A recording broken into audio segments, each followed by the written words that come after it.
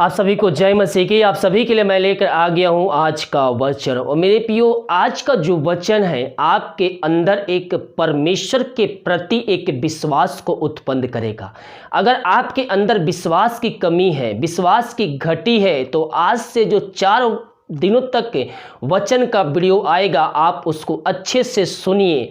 हम बात करने जा रहे हैं, इन 4 दिनों में हम 4 वीडियो लाएंगे और उसी पे एक पार्ट 1, पार्ट 2 और पार्ट 3 और पार्ट 4 करके इसमें आएगा। तो आज के मन के लिए हम देखते हैं दानियल के 3 अध्याय के उसके सबसे पहले हम 17 पद को पढ़ेंगे। यहाँ पास लिखा है, हमारा परमेश्वर जिसकी हम उपासना करते हैं वह हमको उस धधकते हुए भट्ठे की आग से बचाने की शक्ति रखता है, वरन हे राजा वह हमें तेरे हाथों से भी छुड़ा सकता है। जी मेरे प्रियो, यहाँ हम दानियल के उसके 3 साथियों के बारे में हम बात करेंगे। आज के वीडियो में हम जानेंगे, यानी कि पहला पार्ट को सोने की मूर्ति को दंडवत करने का आदेश, और दूसरा जो वीडियो आएगा कल, दानियल के साथियों का भट्ठे में डाला जाना, और तीसरा पार्ट आएगा दानियल के साथियों पर आज्ञा उल्लंघन का आरोप, और चौथा वीडियो जो आएगा लास्ट, दानियल के साथियों का सम्मान, कि वो परमेश्वर पर विश्वास रखते हुए किस प्रकार से आगे बढ़ते हैं और परमेश्वर को कहां से कहां तक पहुंचा सकता है। तो आज हम देखते हैं दानियल के 3 अध्याय के उसके पहले पद से उसके 7 पद तक। वहां पर लिखा है, सोने की मूर्ति को दंडवत करने का आदेश से नबूकदनेस्सर राजा ने सोने की एक मूर्ति बनवाई जिससे ऊंचाई 60 हाथ और चौड़ाई 6 हाथ थी। उसने उसको बेबीलोन के प्रांत के द्वार नामक मैदान में खड़ा कराया। क्या नबूकदनेस्सर राजा एक मूर्ति बनवाता है जिसकी लंबाई 60 हाथ और चौड़ाई 6 हाथ थी, और उसको बेबीलोन के प्रांत के नामक मैदान में खड़ा करवाया है बनाकर।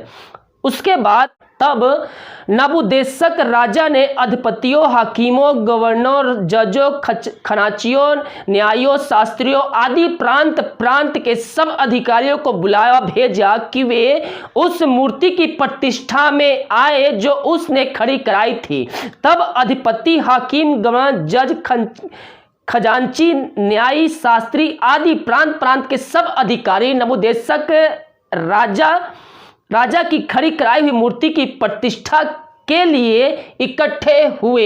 यानी कि सभी प्रांत के वहां के हर एक बड़े बड़े लोग नबूकदनेस्सर राजा की जो मूर्ति थी वो खड़ा कराई थी, उस त्योहार में, उस समारोह में शामिल होने आए और उस मूर्ति के सामने खड़े हुए।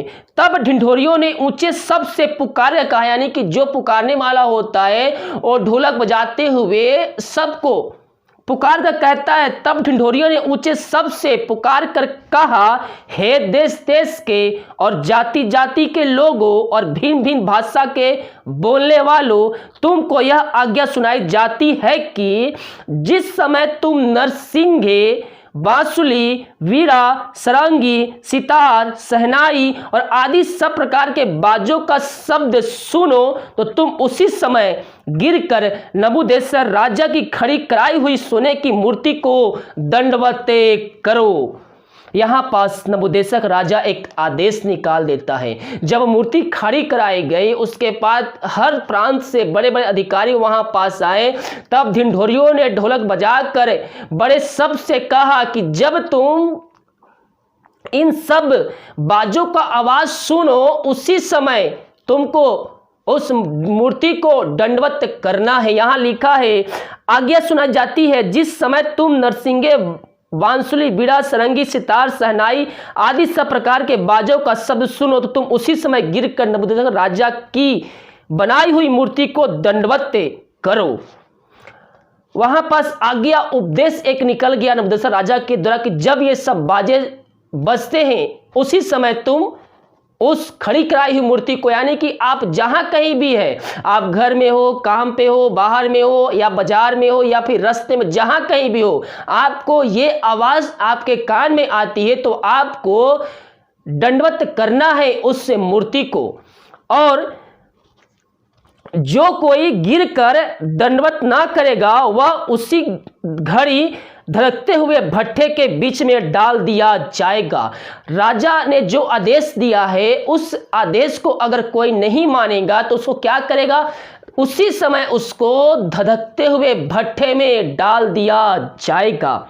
इस कारण उस समय ज्यों ही सब जाति के लोगों को नरसिंगे, वासुली, बीड़ा, सरंगी, सितार, सनाई आदि सब प्रकार के बाजों का शब्द सुना पड़े, त्यों ही देश देश और जाति जाति के लोगों और भिन्न भिन्न भाषा बोलने वाले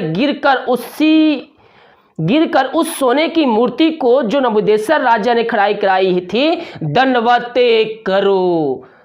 और जो उस सोने की मूर्ति को दंडवत नहीं करेगा उसको उसी घड़ी क्या किया जाएगा, धड़कते हुए भट्ठे में डाल दिया जाएगा। हालेलुया।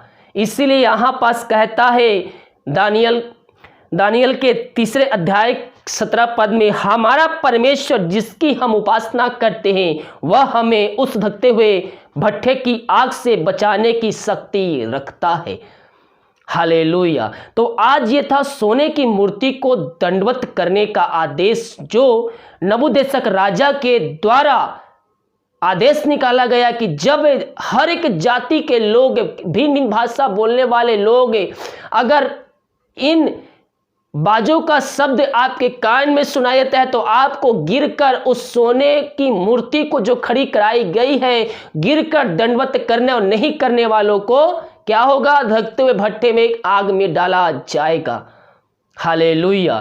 तो आज का वीडियो यहीं तक। तो कल के वीडियो में हम देखेंगे दानियल के साथियों पर आज्ञा उल्लंघन का आरोप, किस प्रकार से दानियल और उसके साथियों ने राजा के जो आज्ञा, जो उपदेश निकाला था उस आज्ञा को उल्लंघन किया। तो कल का वीडियो आप देखिए और उसकी तरह आशीष को प्राप्त करें। कल की वीडियो आप जरूर देखिए। दानियल के साथियों का भट्ठे में डाला जाना, हम इस बारे में बात करें क्योंकि वीडियो बहुत लंबा हो जाता है और आप वीडियो को देख नहीं पाते और आप समझ भी नहीं पाते, इसलिए एक एक पॉइंट मैंने बना के रखा है। कल की वीडियो हम जानेंगे दानियल के साथियों पर आज्ञा उल्लंघन का आरोप, किस प्रकार से दानियल और उसके साथियों ने राजा के जो आज्ञा, जो उपदेश निकाला था उस आज्ञा को उल्लंघन किया। कह रहा हूं ये वचन आपके जीवन में परिवर्तन लाएगा और एक विश्वास आपके अंदर भरपूर से आ जाएगा। आपका विश्वास कमजोर हो तो इन पुस्तक को पढ़िए, आपके जीवन में विश्वास के रास्ते खुल जाएंगे। हालेलुया। वीडियो को लाइक कमेंट शेयर कीजिए और कल का जो वीडियो आएगा रात का 9 बजे आप उस वीडियो को देखिए और उसकी तरह आशीष को प्राप्त कीजिए। God bless you.